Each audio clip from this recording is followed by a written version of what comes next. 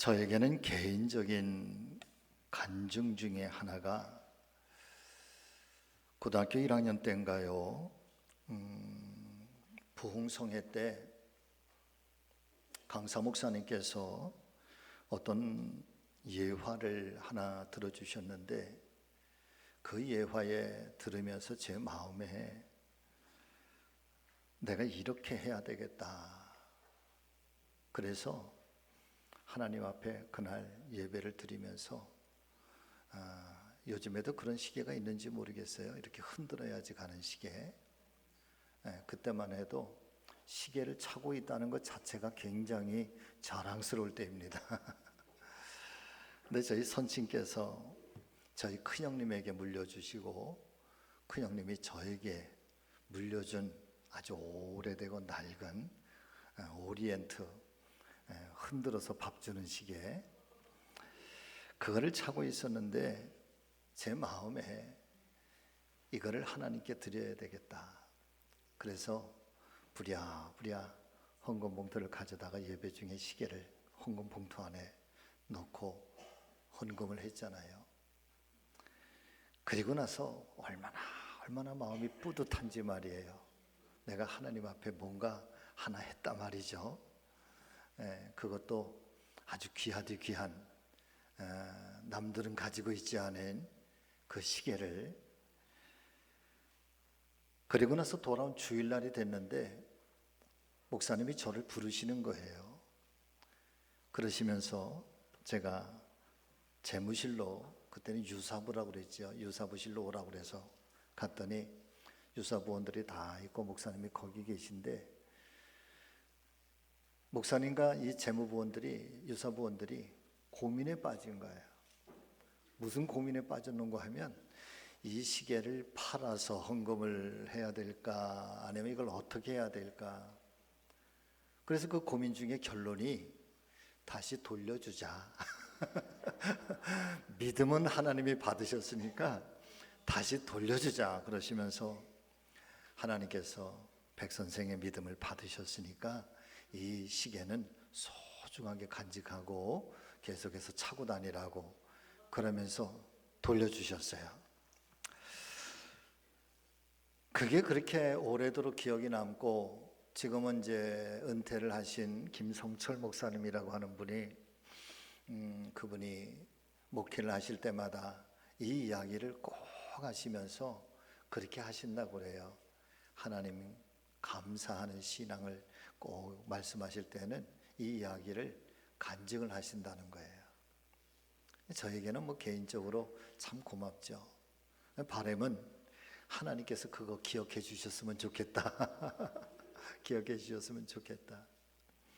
근데 그때 부흥의 강사님이 어떤 예화를 들었는가 하면 이 예화를 들으셨어요. 어느 날 농부가 기쁨에 찬 얼굴로 아내에게 달려와서 큰 소리로 외칩니다. 여보, 여보, 우리 집 암소가 쌍둥이 송아지를 낳았어요. 그래요. 쌍둥이 송아지를.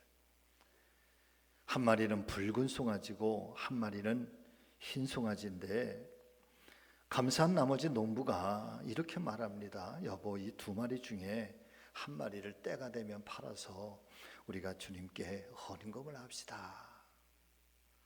믿음이 좋은 아내가 믿음이 별로 없는 남편이 그런 얘기를 하니까 얼마나 행복해요. 그래서 고맙다고 막 남편을 칭찬하고, 그럼 언제 헌금을 할까요? 그러니까 조금 기다려보라고, 때가 되면 좀 잘 키워서 송아지가 좀 값이 나갈 때쯤 해서 팔아서 헌금을 합시다.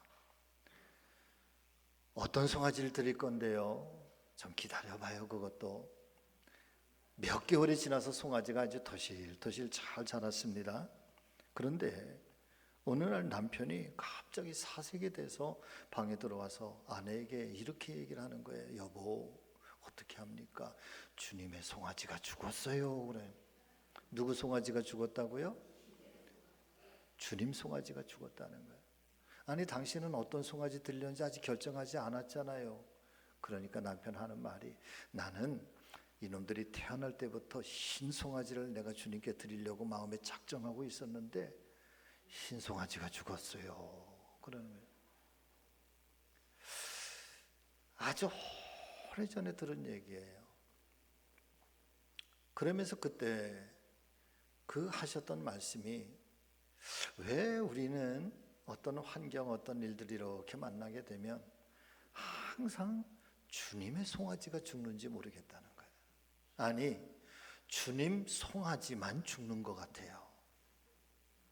그러면서 하셨던 말씀, 감사의 신앙은, 여러분 같이 하십니다. 감사의 신앙은 어떤 환경, 어떤 일들, 심지어는 그것이 아주 혹독한 일이라고 할지라도 감사의 신앙은 지켜내는 것이다 얘기를 하셨어요.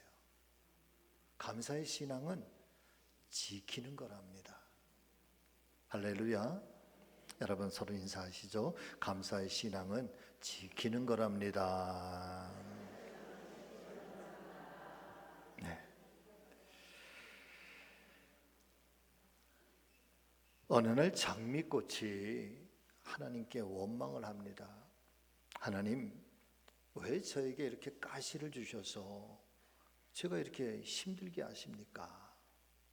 그러니까 하나님께서 이렇게 대답을 하십니다. 나는 너에게 가시를 준 것이 아니라 가시나무였던 너에게 내가 장미를 준 것이란다.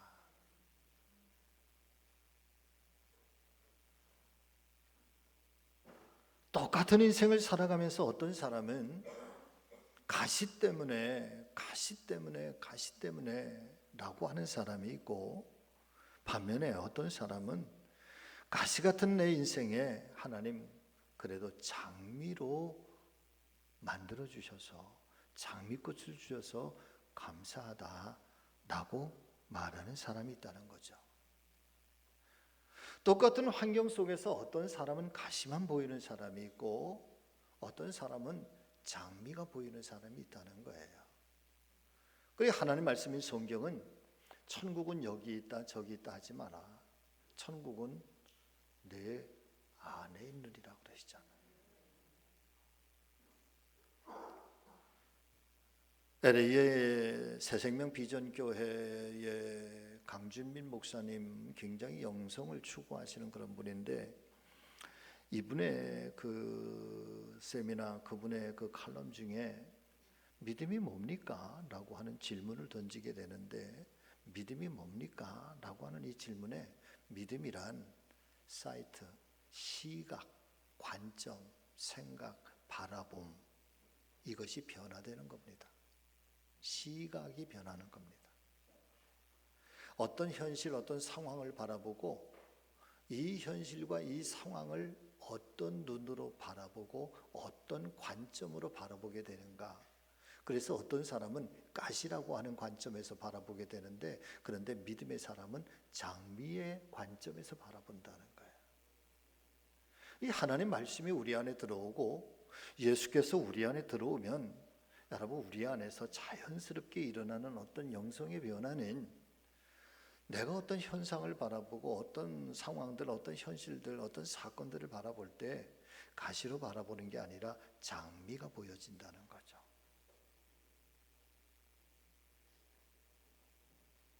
내 약함 속에서 여전히 일하시고 계신 하나님, 나의 어리석음이 하나님 앞에는 구원의 은총이 된다는 거예요.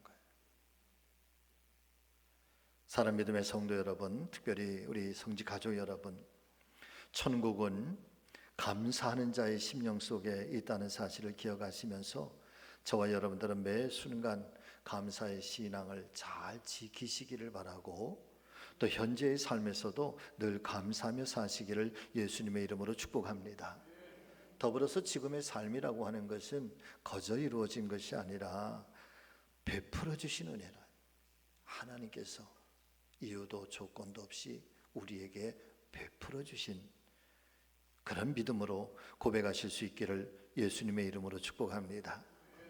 오늘 아침에 일부 때 어느 권사님이 기도하시는데 이런 기도를 하시는 거예요. 하나님, 우리의 믿음이 연약한 것을 용서해 주세요. 회개할 수 있는 기회를 주셔서 감사. 특별히 자녀들을 위한 이 세일의 부모 기도회를 하면서 자녀들 위해서 기도하는데, 자녀들만 아니라 자녀들이 무거운 짐이 되고 자녀들 힘겨워서 부모들이 마음에 상처를 입을 때도 있고 부모들이 마음이 깨어지고 무너질 때도 있고 실망할 때가 참 많다는 거야. 기도하면서 그 부모들의 마음을 치유해 주세요. 할렐루야. 연이어서 기도하는데 감사한 것들에 대해서 감사할 수 있는 믿음을 주시고, 그 다음에 감사한 것을 알지 못해서 감사하지 못한 것을 감사하다는 사실을 알게 해주셔서 감사할 수 있게 해주세요. 이게 감사인데 감사라고 하는 사실을 몰라서 감사를 못한대. 그래, 그것을 알게 해주셔서 감사할 수 있는 마음, 감사할 수 있는 믿음을 달라고 기도하는데 제 마음이 울컥하더라고요. 그렇구나. 우리가 감사할 거리가 너무 많은데 그 감사를 우리가 알지 못해서 감사를 잃어버리고 살 때가, 감사를 놓치고 살 때가 얼마나 많은가. 여러분, 감사하면 감사할수록 우리의 영혼이 풍요로워져요. 감사하면 감사할수록 우리의 마음에 기쁨과 행복이 샘솟게 됩니다. 그 감사의 자리를 원망과 불평과 미움과 분노, 이런 것들로, 어두운 것들로 여러분 자꾸만 감사 대신에 그런 것들로 채워보십시오. 우리의 삶이 얼마나 무겁게 가라앉고 얼마나 삶이 불편한지 몰라. 기쁨이 없어, 행복이 없어. 그러니 이 모든 것들을 여러분 감사로 바꿔가는 순간부터 여러분 감사는 더 많은 풍요로운 감사를 만들고 우리의 영혼을 행복하게 만들고 우리의 삶을 즐겁게 만들어요. 더불어서 내가 만드는 감사가 아니라 더군다나 전능하신 하나님께로부터 주어지는 감사라고 한다면 여러분 세상에 비할 바가 없는 줄로 믿습니다. 자, 오늘은 예루살렘에 여호와의 법궤가 100년 만에 돌아옵니다.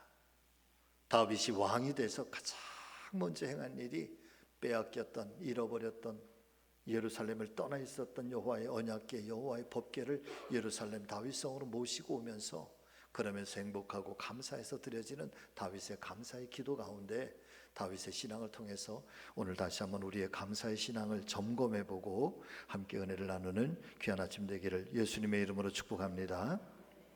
첫 번째 다윗의 감사는 같이 하십니다. 과거의 고통과 시련에서 건져주신 구원에 대한 감사입니다.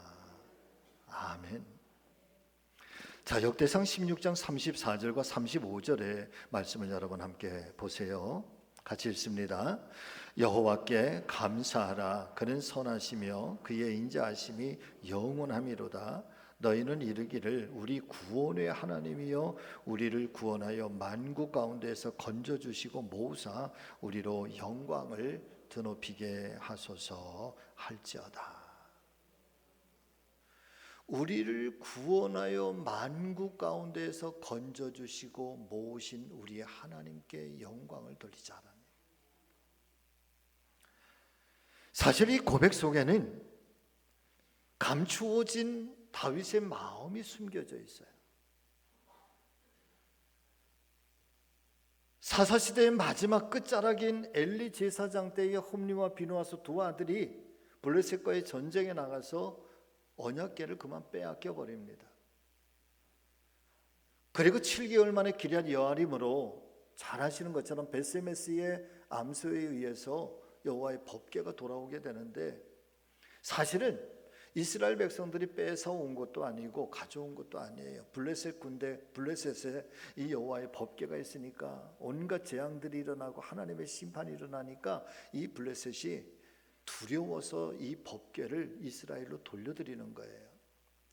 기럇 여아림으로 돌아와서 여러분 무려 90년 넘는 세월을 그곳에 머물러 있게 돼요.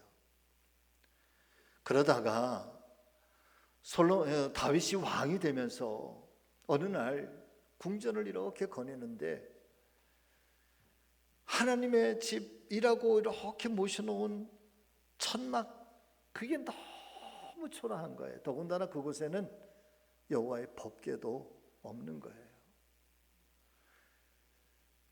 다윗의 마음에 내가 이 화려한 궁전에서 이렇게 영광스러운 삶을 살게 되는 자신의 모습, 자신의 이 현재의 모습을 가만히 돌아보면서 자신의 옛 과거의 모습들이 떠오르게 되는 거죠.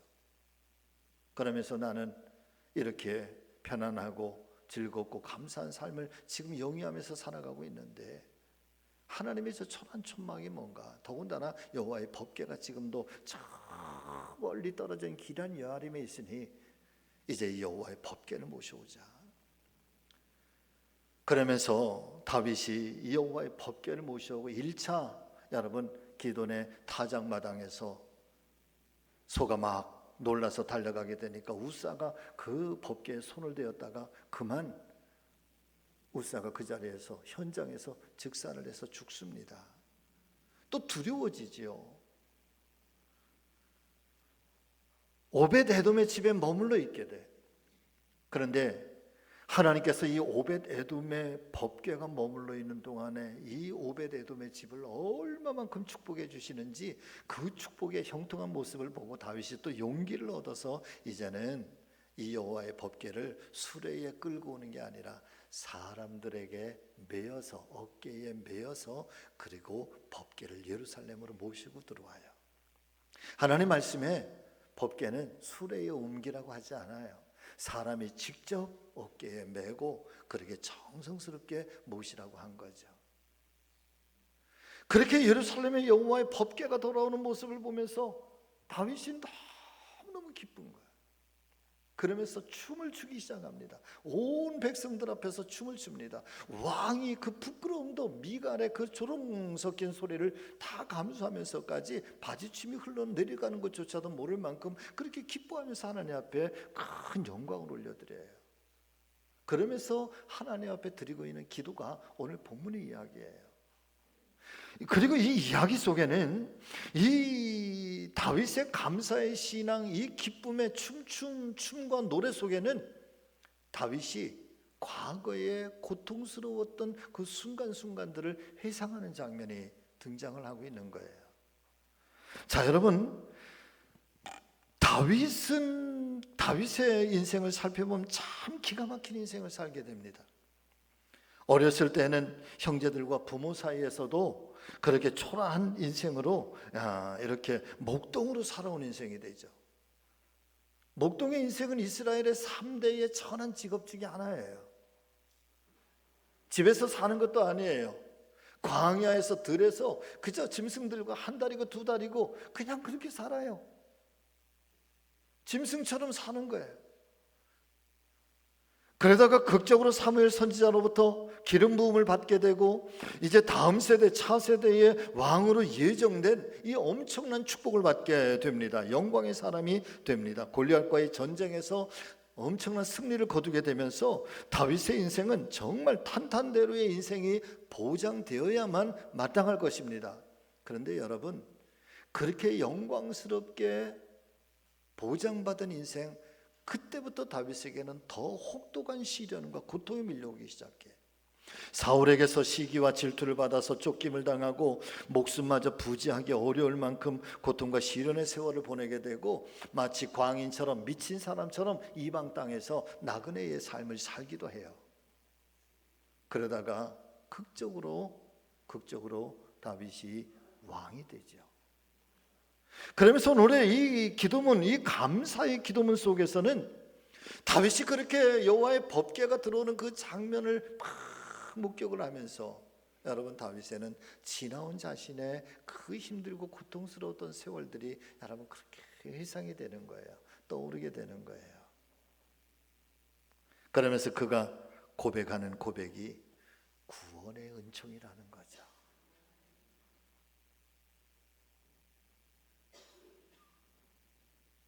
다윗이 고백하고 있는 이 구원의 은총이라고 하는 것은 다윗의 생애에 너무나도 실제적인 거예요. 지나간 과거가 아니라 지금 현재 오늘의 영광을 이루게 한 다윗의 전부고 다윗의 삶의 배경이고 다윗이 오늘에 있게 한 하나님의 은혜인 거죠. 어쩌면 다윗의 생애에 오늘 여호와의 법궤가 들어오는 순간 춤추며 노래하면서 그렇게 기뻐하는, 어쩌면 그 이후에도, 왕이 된 이후에도 사랑하는 성도 여러분, 다윗의 생애를 이렇게 말씀을 통해서 묵상해 보면 지금 이 순간이 최고의 절정의 기쁨의 순간이에요. 전에도 없었고 앞으로도 없었어요. 저는 우리에게 있어서 이 추수감사절은 어떤 의미가 되어야 되는가? 여러분, 1년 중에 내 생애에 전에도 없었고 1년 중에는 그 후에도 없을 최고의 절정, 그 기쁨과 감사와 행복이 여러분 그렇게 우러나는 그런 은혜의 절기가 되기를 정말 진심으로 소망합니다. 하나님 앞에 우리가 고백할 수 있는 신앙의 고백도 이 추수감사절의 최고의 절정으로, 이 최고의 절정의 감사, 절정의 기쁨, 절정의 행복이 드려질 수 있는 근거는요, 내 삶의 시련과 고통이 지금 오늘의 나를 있게 했다고 하는 이 감동이 살아있는 사람에게 지금도 아주 생생하게 살아있는 사람들이 고백할 수 있는 것이 절정의 기쁨인 거예요.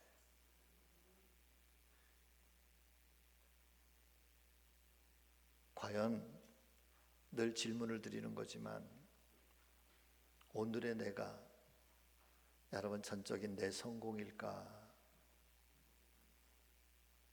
여러분 그러십니까? 은혜죠, 은혜. 우리의 신앙이 깊어지면 깊어질수록, 우리의 신앙이 알곡이 되면 알곡이 될수록 여러분 알곡은 자꾸 숙여지잖아요. 죽정이는 아무것도 없으면서 맨날 얼마나 고개를 반짝 드는지, 마치 알곡인 것처럼. 알곡의 신앙은 그 안에 새로운 생명을 간직하고 있어요. 쭉정이는 그 생명력이 없잖아요. 정말 중요한 것은 알곡의 신앙은 무게가 있어요. 무거움이 있어요. 여러분, 신앙은 무거움을 잘 지켜내는 거예요. 목사는 목사의 무거움이 있어요. 장로님들은 장로님들만의 무게가 있어요. 무거움이 있는 거예요. 권사님들은 권사님들, 아버지가 가정 속에서 아버지의 무거움이 있는 것처럼, 어머니의 무거움이 있는 것처럼, 하나님 앞에 우리의 신앙은 깊어지면 깊어질수록 신앙에 무거움이 있는 거예요. 그래서 그 무거움이라고 하는 것은 환난이 불어오고 시련이 밀려와도 쭉정이는 그 무거움이 없으니까 그냥 후루룩 다 날아가지만, 무거움 있는 알곡은 여러분 흔들리지만 그 자리에 머물러 있어요. 그 자리를 지켜내는 거죠. 구원의 은총에 이 감격이 살아있는 사람들은 내 생애의 가장 절정의 감사가, 내 신앙의 절정의 고백이 어느 때 일어나야 될까? 1년 중에 추수감사절에 그 앞에, 하나님 앞에 내 삶, 내 지나온 시간들, 내 지나온 시간들 속에 일어났던 수없이 많은 일들을 기억하고, 그 안에는 기쁨의 일도 있었고 정말 죽을 것 같은 고통스러운 시간들도 있었는데, 그런 모든 것들을, 그리고 여기까지 오늘에 이르게 하신 그 하나님의 구원의 은총에 대해서 감사하는 거죠. 오늘 다윗은 자신의 생명을 고난과 시련 속에서도 여기까지 인도하시고 오늘의 마침내 왕이 되고 이 영광의 자리에서 여호와의 법궤를 맞이하게 하신 그 하나님의 은혜에 감사하며 구원의 은총을 노래하고 있는 거예요. 저와 여러분 모두에게도 이 은혜가 있기를 예수님의 이름으로 축복합니다. 두 번째는 다윗의 감사는 현재 은혜에 감사하며 미래를 준비하는 감사예요. 말씀을 준비하면서 어느 한 그 이야기에 동화인데, 아이들 동화인데, 여러분 동화, 어린아이로 돌아가서 동화를 한번 들어보세요. 옛날 어느 임금이 병이 들어서 다 죽게 될 만큼 아주 깊은 중병에 걸리게 됩니다. 세상에 좋은 약은 다 가져다가 방법을 동원해서 이 병에서 나으려고 하는데 병의 원인도 모르고 또 치료도 되지 않습니다. 점점 병이 점점 악화됩니다. 그런데 신하 중에 어떤 사람이 이런 이야기를 합니다. 임금이요, 우리나라에서 가장 행복한 사람의 속옷을 벗겨와서 그 속옷을 입으시면 병이 깨끗하게 날 겁니다. 여러분, 그래 뭐 아픈 중에 귀에 안 들어올 얘기가 어디 있어요? 지푸라기라도 잡는 심정으로. 그래서 모든 신하들 다 불러다 모아놓고 가서 이 땅에서, 우리나라에서 제일 행복한 사람의 속옷을 벗겨와라. 신하들이 나가서 행복한 사람을 찾아요. 그런데 여기저기서 아무리 행복한 사람을 찾으려고 해도 여러분, 행복한 웃음 뒤에는 슬픔의 눈물이 꼭 있더라는 거예요. 같이 하십니다. 행복한 웃음 뒤에는 슬픔의 눈물이 꼭 있습니다. 온 나라의 온 백성을 다 살펴봐도 행복한 웃음 뒤에는 항상 슬픔의 눈물이 있더라는 거예요. 그런데 신하들이 찾다가 못 찾아서 이제 왕자가 나갔습니다. 왕자가 어느 날 이렇게 가는데 보니까 한밤중에 이렇게 이제는 모든 것 다 포기하려고, 그리고 돌아오려고 하는데 어느 집에 가만히 보니까 호랑이 한 마리가 집 앞에 앉아가지고 눈물을 뚝뚝뚝뚝 흘리고 있는 거예요. 호랑이가. 누가? 호랑이가. 그러면서 가슴을 치면서 호랑이가 감동을 해요. 이게 도대체 무슨 일인가? 그리고 호랑이가 돌아가고 나서 왕자가 여러분 거기에 가까이 가서 이렇게 창문을 열고 그 창문에 이렇게 침을 발라서 구멍을 내서 이렇게 안에 들어보니까 여러분 그 안에 아주 방은 조그맣고 허름한데 늙으신 어머니가 누워 계신데 늙으신 아들이 그 어머니의 몸을 이렇게 주물러 드려요. 어머니 시원하셔요? 시원해 시원해. 더 재미있는 거는 그 늙으신 아들이 늙으신 어머니를 주물러 드리고 있는데 그 모습이 얼마나 행복해 보이는지 몰라. 그런데 그 늙으신 아들을 아버지로 둔 또 아들이, 이 할머니에게는 손자죠. 손자가 또 그 늙으신 아버지의 몸을 또 이렇게 주물러 드리면서 아버지 시원하시지요? 그래. 시원해 시원해. 거기에 끝나지 않아요.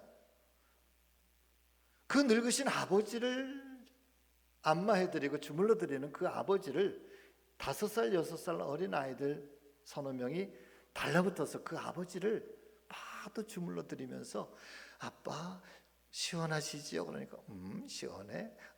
예뻐. 고마워. 그러면서 이 한 장면이 그 조그만 방 안에서, 그런데 서로가 얼마나 행복해 보이는지 몰라. 왕자가 옳다 이 집이다. 그래서 다짜고짜 그 집에 들어가서 여러분 자초지종을 이야기하고 속옷을 좀 달라고 얘기를 하는 거예요. 그래서 속옷을 안 주는 거예요. 그러니까 강제적으로 사람들을 데려다가 강제적으로 그 집 식구들의 옷을, 겉옷을 다 벗겼어요. 왜? 속옷을 빼앗으려고. 그런데 속옷을 얻을 수가 없었습니다. 왜냐하면 이 집 식구들은 아무도 속옷을 입지 않았어요. 속옷을 입을 만큼 부자가 아니었다는 거예요. 동화의 얘기는 여기서 끝이에요. 그런데 이 이야기가 주는 의미가 있다는 거예요. 행복은 속옷에서 나오는 것이 아니고, 행복은 풍요에서 나오는 것이 아니고, 행복은 많이 가졌다고, 잘 입었다고, 맛난 것을 먹는다고 행복은 거기에서 오는 게 아니라는 거예요.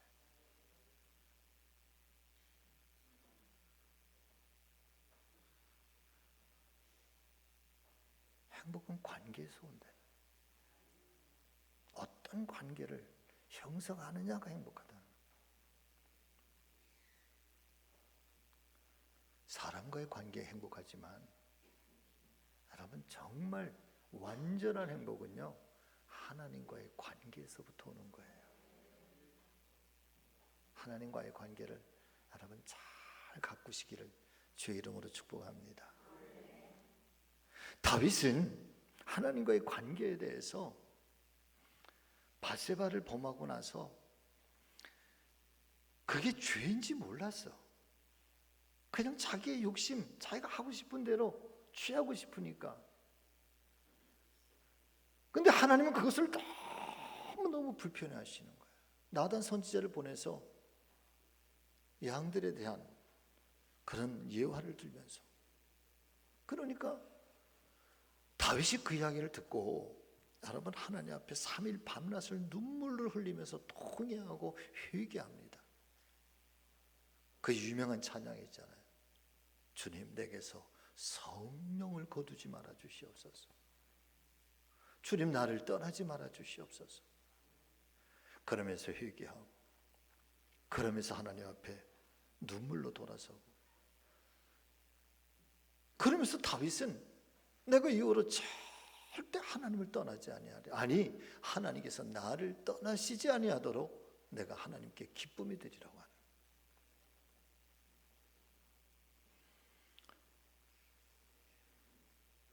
사랑하는 성도 여러분, 감사하지 못하는 이유 3가지가 있는데요. 첫 번째는 다른 사람과 자꾸 나를 비교하기 때문이랍니다. 두 번째가 하나님을 잃어버렸기 때문이래. 그리고 세 번째가 감사에 대해서 훈련을 받지 못했기 때문이라. 바꿔서 말씀을 드리면 감사가 무엇인지, 감사의 표시는 어떻게 해야 되는지, 왜 그 표현을 하고 살아야 되는지 모르기 때문에 우리는 감사를 잃어버린다는 거예요. 감사하지 못한다는 거예요. 그래서 하나님 말씀인 성경은 계속해서 우리에게 반복해서 가르쳐요.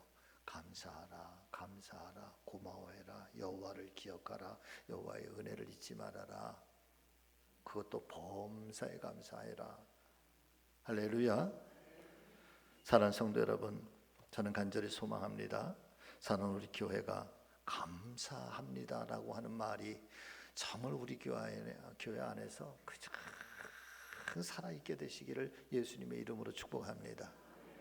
제가 오죽하면요 설교 끝나고 나서도 설교를 부족한 설교 들어주셔서 감사합니다, 제가 감사합니다 인사하잖아요. 아멘.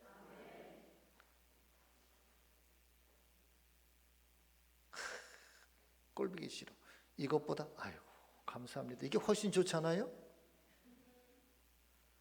여러분 인사하시죠 서로. 아니 그거 말고 얼굴 마주보고 정말 당신 때문에 내가 너무너무 고마워요, 감사해요. 정말 여러분 진심을 다해서 한번 해보세요.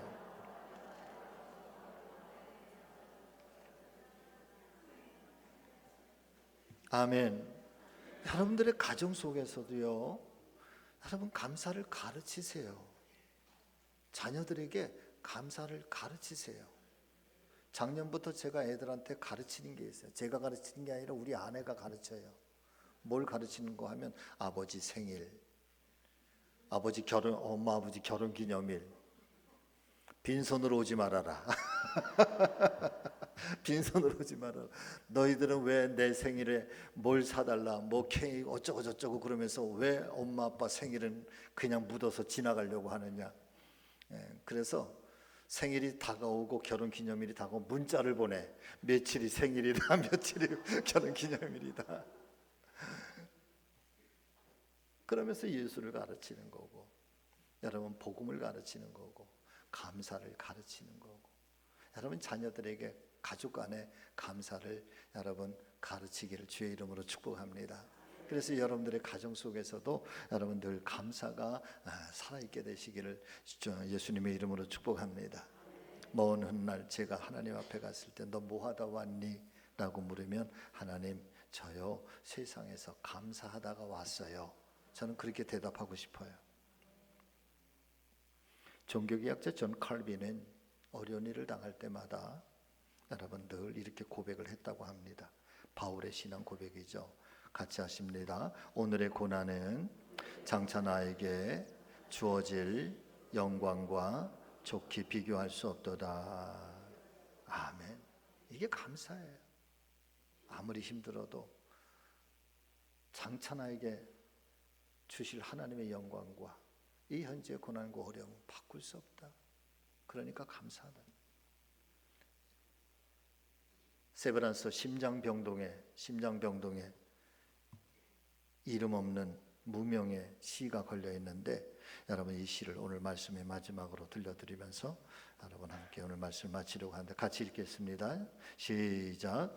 주님 때때로 병들게 하심을 감사합니다. 인간의 약함을 깨닫게 해주시기 때문입니다. 가끔 고독의 수렁에 내던져 주심도 감사합니다. 그것은 주님과 가까워지는 기회입니다. 일이 계획대로 틀어주심도 감사합니다. 그래서 나의 교만이 반성될 수 있습니다.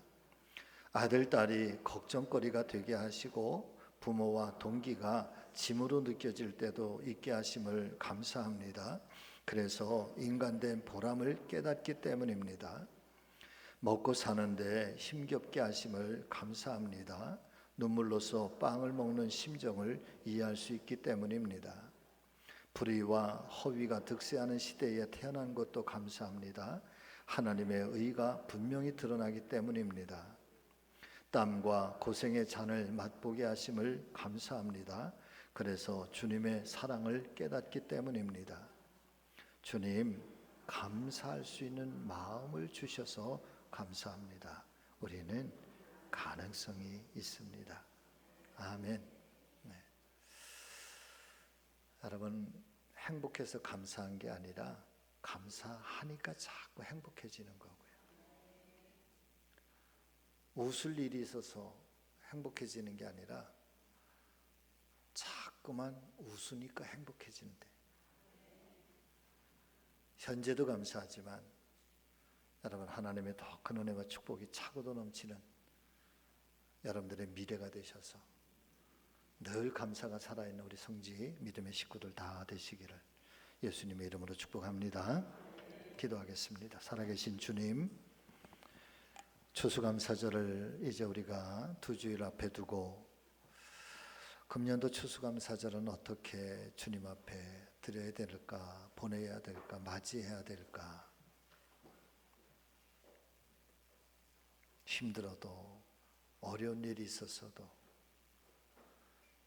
여기까지도 우리를 구원해 주신 그 하나님의 그 구원의 감격이 우리 안에 뜨겁게 살아있어서 정말 절정으로 하나님 앞에 드려지는, 내 신앙의 최고의 절정으로 드려지는 감사절 되게 하여 주시옵소서.